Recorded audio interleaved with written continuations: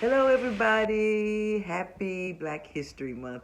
I want to talk just a little bit more about Beloved. I want to share with you my favorite scene in the book.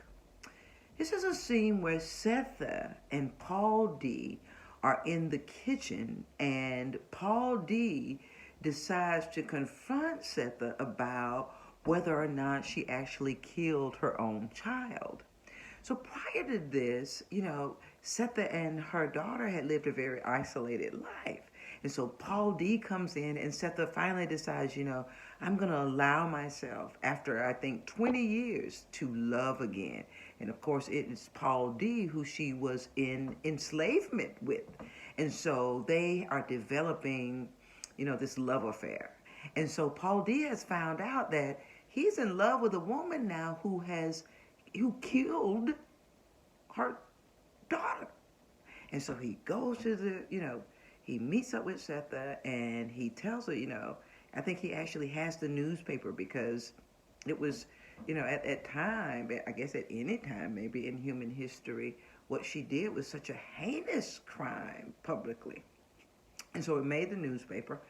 And so he had the newspaper clip, and he, was talking to Seth, and they were going back and forth. And he actually accused her of being maybe like a four-legged creature or something. And he was kind of like, how could you do that?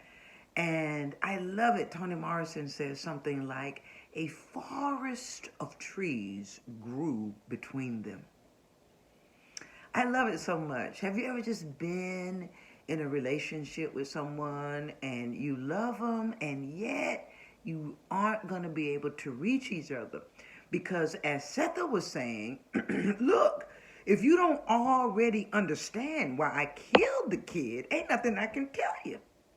I love it so much, right? Because what I get from that is that Setha was saying, I would rather my children be dead than to be brought up in enslavement.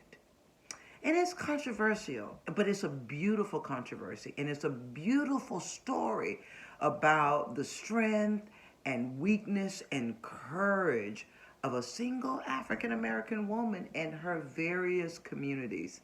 I love it. It deserved a Pulitzer Prize. Once again, if you're interested in, like really thinking about and using your own imagination around how African Americans survived this enslavement, post enslavement era, Toni Morrison gives us a good peek into it.